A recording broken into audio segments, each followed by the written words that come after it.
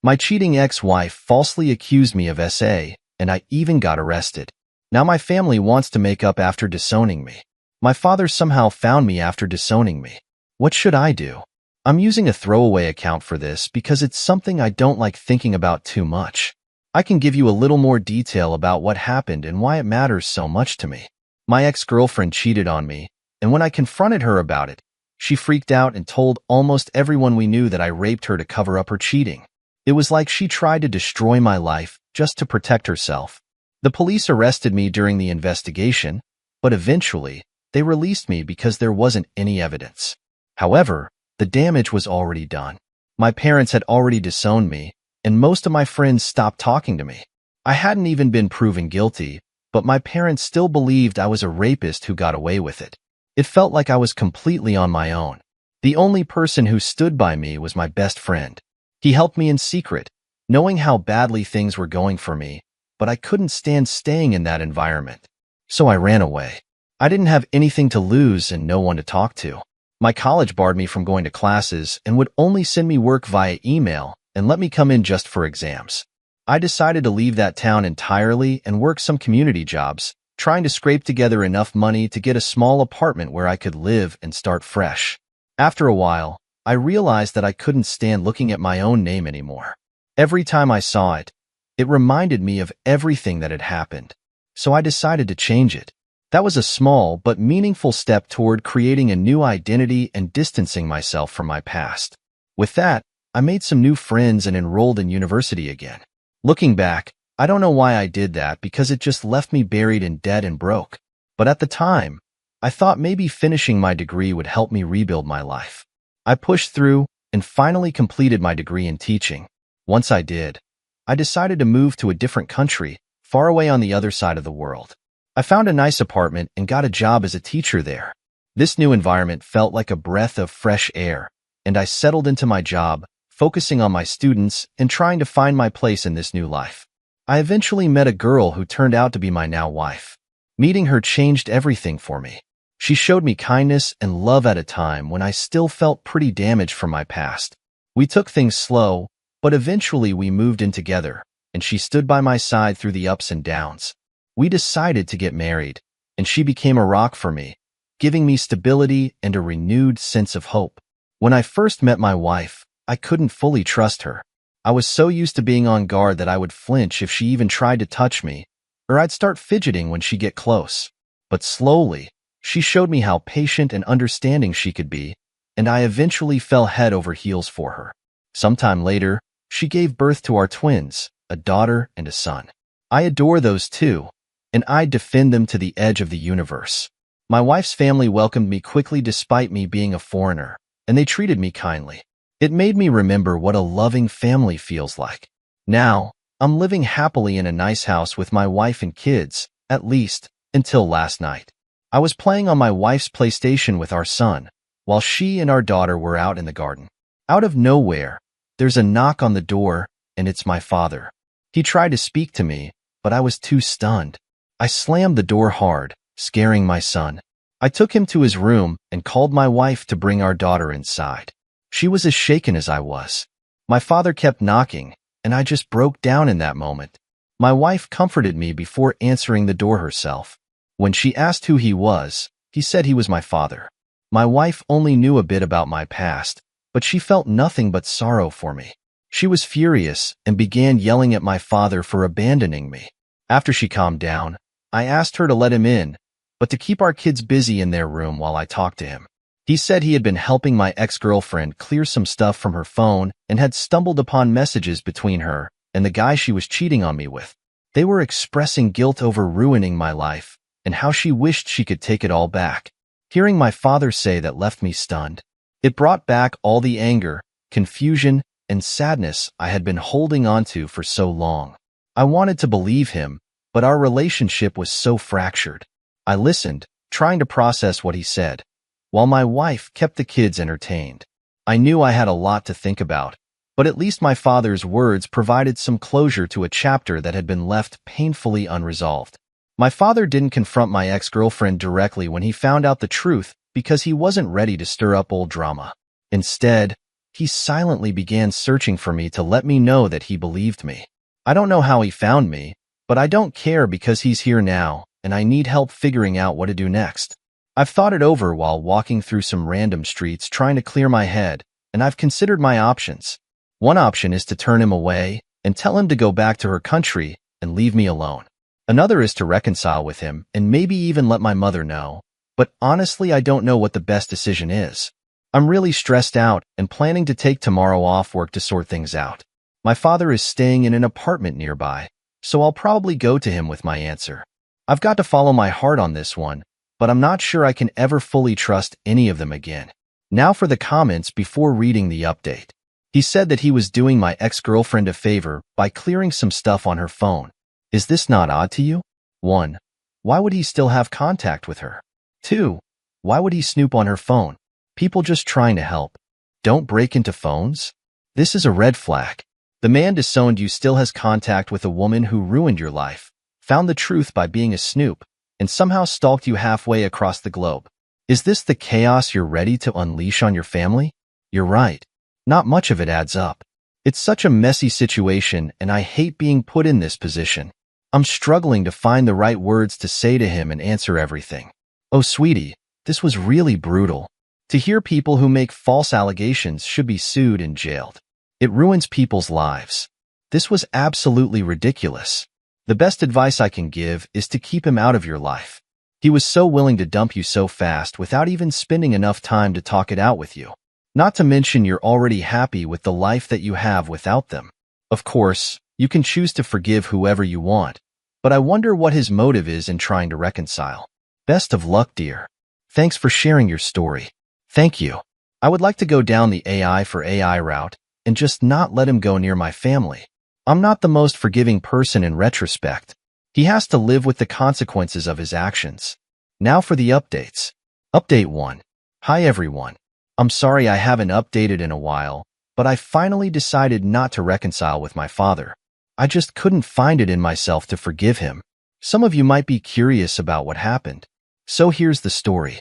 After my last post, I went to my father's hotel room and told him that I wouldn't reconcile or do anything like that. He had tears in his eyes, but understood.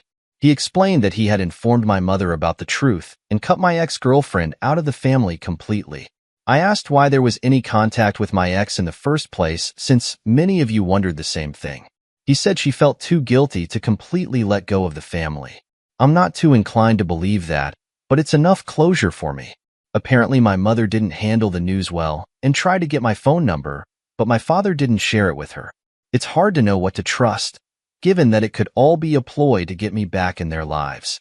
After they threw me onto the streets like I was a rabid dog, it still makes me sick.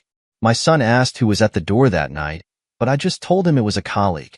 I'll explain to both of my kids when they're older, or if they go through tough times themselves so they know I understand. We're all doing fine now. The whole thing shook me up, but I hope my father keeps his word and maintains my privacy. If anything changes, I'll keep you posted, but for now, I think this chapter is closed. Thank you all so much for your support and kind words. If you know someone who's gone through similar things as I have, stand by them. Never throw them onto the streets. I'll always be there for my kids, ensuring they're happy, even if it means moving across the world to do so. Final update. I was living peacefully before my father found me and kicked me off as a chain of events that led to this post. I recently had an incident with my family involving them breaking a promise and angered me incredibly, and after a lot of thought, I decided I would face them directly. I flew back to my home country and met with everybody involved, my mom, dad, brother, and even the girl who accused me. I was nervous, of course, but I was shocked when I realized I didn't really see them as family. I recognized them, of course, but I didn't see them the way that I see my wife, kids, and in-laws. My mother started by breaking into tears and trying to apologize. I just felt disgusted by it. My father comforted my mother, and my brother was the one who kept his composure and initiated conversation. He asked me how I was doing, and I responded by telling him to cut any small talk and that this meeting was on my terms. I told all of them that I was not looking for reconciliation, and I simply wanted closure. I made sure to tell them that I would call the police should they attempt to chase me. I asked my parents why they were so quick to abandon me, even though the police said that there was no proof. They said that they made a rash decision, and seeing me in custody broke their hearts. I called them out on it since they didn't try to stick up for me or anything. So I then asked what some people on my original post had said about my father looking through my accuser's phone. He said that she came to him to ask him to clear off her phone of non-essential staff, and that's when he saw the chat logs with her friends. My dad was always good with technology, so while it wasn't fulfilling, I accepted it. I then asked my brother why he never contacted me. He looked surprised and said that he did, but I just ignored him all the time. Turns out he was right. My brother had tried hundreds of times to contact me and give me money to get me off of rock bottom, but questioned why I never answered and assumed that I hated him because of what happened. Well, as it turns out, my mother had my contacts blocked on all of her phone plans as she paid for my brother's old phone plan, so couldn't even receive help when I was completely lost. Then the cherry on top was my ex. I first asked her why she actually did it. She said that she was scared of what would happen and that she never stopped loving me even throughout it all. Oh yeah, right? That's a funny way of showing it. She said that every session of therapy made her feel even more guilty as she knew it was all fake. She then told me that she hadn't dated anyone since, in hopes that I would come back and she could apologize because I'm sorry. Would really reverse time and fix all it apparently. Oh my goodness. Even that was a bunch of bullshit because my father said that he found chat logs of 3 different partners she had when I was away. My ex broke down crying and tried to hold my hand. She had the effing audacity to ask for another chance. This just made me spiteful, and I pulled out my phone and began showing all of them hundreds of pictures of my 2 children's milestones and good times my family had together, our visits to cities, their first day of school, both of them and my wife, in my arms. I told her that this was what she could have had if she wasn't so stupid and my parents what they missed out on for not even hearing me out. I had a moment when I thought that I had gone too far, but I realized compared to what they did to me, I hadn't. My visit wasn't all miserable though, as I met up with my old best friend and his family. They were happy to see me, and I was still grateful for them taking me in when it felt like the whole world was against me. A plan to return to the country someday, to show my kids where half of their culture comes from. I won't let them anywhere near my family though. As far as I'm concerned, my only family is my wife and her family and my kids. I'd say it went pretty well. Edit. As some of you asked, I have decided to allow my brother to fly over and meet his nephew and niece. I completely forgot to mention this in the post. Apologies. I hesitated at first as me and my brother weren't really on great terms growing up. Brotherly rivalry and all that. Story 2.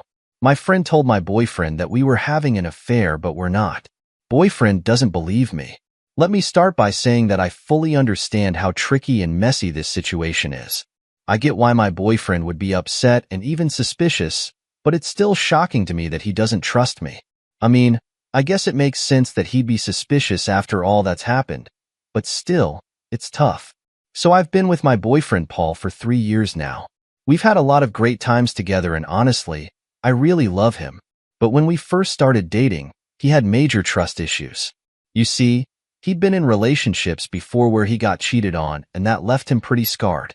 I knew he was dealing with a lot from those past experiences, so I wanted to reassure him that I would never do anything to hurt him. I was very clear from the beginning that I've never cheated on anyone and never would. I also told him that I understood why he had trust issues given his past, and that I'd do my best to help him feel secure with me.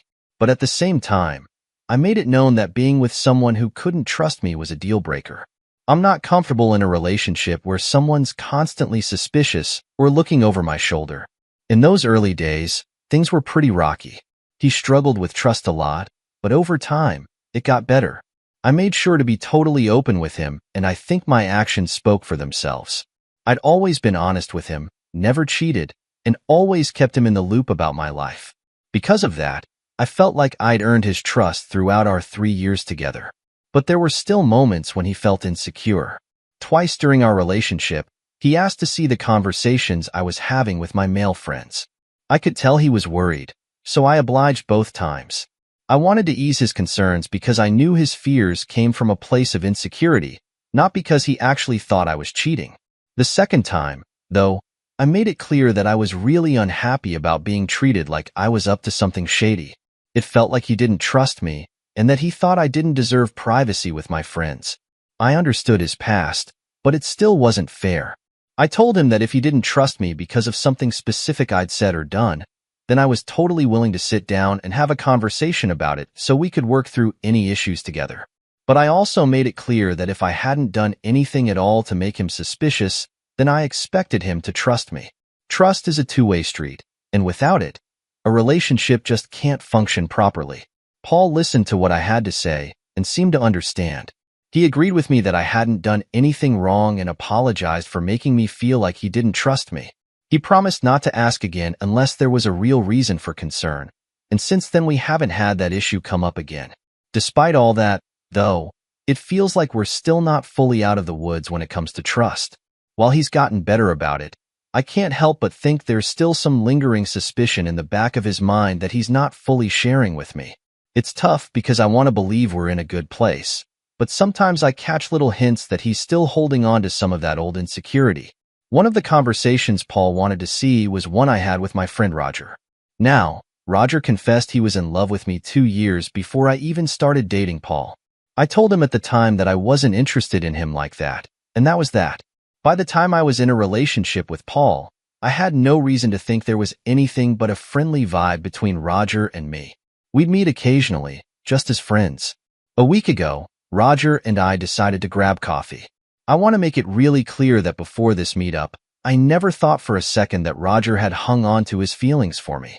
At the cafe, we were just chatting as usual when suddenly, out of the blue, Roger launched into this big speech about how much he still loved me and how Paul was a terrible boyfriend. He told me I should break up with Paul and be with him instead. He went on and on about how loyal he was to me and how perfect we'd be together. Honestly, I was stunned and felt super uncomfortable. I just sat there silently while he kept talking because I was totally caught off guard. When he finally stopped, I told him, probably not as firmly as I should have because I was shocked and confused, that I loved Paul and there was no way I was leaving him. I told Roger I needed to leave right away and go home. I felt shaken up by the whole encounter, so I took some time to calm down before heading home. When I finally got home, I was horrified to find that Roger had sent this long, completely insane message to Paul on Facebook. He talked about how much he loved me and how he believed we were meant to be together. He heavily implied that we had been carrying on an affair for weeks, though he didn't outright say it. It was a mess, and I had no clue why he did this or what was going through his head. Paul saw the message and believed it completely. I tried to explain everything to him, but he just thought I was lying. He didn't want to see me or even talk to me anymore. He told me our relationship was over. I was devastated that he would believe Roger's Facebook message over my own words. I couldn't believe our relationship was ending like this. Not only that, but I'm so embarrassed because now people are going to see me as a cheater, someone who was unfaithful to Paul. I'm furious at Roger for what he did. It's been a week since this all happened, and I've tried everything I can to get Paul to talk to me, but he's not budging. He won't listen to a word I say. I know he's had trust issues before, but I thought we'd gotten past that a long time ago. What do I do? Additional information from Opie. When you told you can't be friends with someone after they tell you I love you, I definitely hear when you're saying, but I just want to point out, I never believed feelings would magically evaporate. Roger said he loved me 5 years ago. We were distant from each other for about a year after he told me he loved me, then reconnected through mutual friends and were friends for a year before I dated Paul. During that year, he acted totally platonically around me, and I guess I thought he had enough time to get over his feelings. He's been totally platonic as well for the 3 years that I've been with Paul. Obviously, I was wrong, and you were right about how I should have cut him out, but I didn't think the feelings would just disappear. I thought the year we weren't really in contact had made them go away. However, Paul already has heard the whole and complete story, including what Roger said 5 years ago. He thinks I'm lying. However, when I say there is nothing between Roger and I now, should I still push the issue with Paul and try and make him talk to me? He's heard everything already. He just refuses to believe me. Sorry to hear that. It's a tough situation. Now for the update. I want to thank everyone so much for commenting before I post what happened. I just want to address a few things that I didn't get to in the first post. First, Paul knew I was having coffee with Roger. It wasn't some kind of secret thing. Paul has female friends. He has lunch or coffee with Alone too. So this isn't unusual in our relationship. Second, Paul did not know that Roger had said that he loved me 5 years ago. I definitely made a mistake not telling him that. But honestly, it was so long ago, and to my obviously wrong knowledge was old history. We did not extensively discuss her past. So there wasn't really a natural point where it would have come up, and it just never occurred to me to say anything. Finally, Roger and I did not have a particularly intense friendship. It was not like we were texting constantly or best buddies. We hung out occasionally, and we would be in touch if something relevant came up, but we just didn't chat randomly. Anyway, with that having been said, I took the advice of some Redditors. And when I was a little calmer, I Facebook message. Roger asked him why he lied. He responded with, "What do you mean?" At which point I started pressing him harder. He responded with only one-word answers and honestly didn't reply to the most of my messages at all. No matter how much I asked and never actually said any definitive statement of yes, I lied for such and such reason. Finally, I sent him a definitive statement that I said that I never had an affair with him, that I was incredibly hurt and angry, but our friendship was over and that he was never to contact me again. He replied, "Okay," and that was that. I sent the entire Facebook conversation to Paul, not thinking it would help save us, but just try to clear my name. In my message, I asked him if Roger's reactions to my questions, and my response to Roger was in line with what he would expect if Roger's accusations were true. Paul didn't respond that day, but the next day he called me.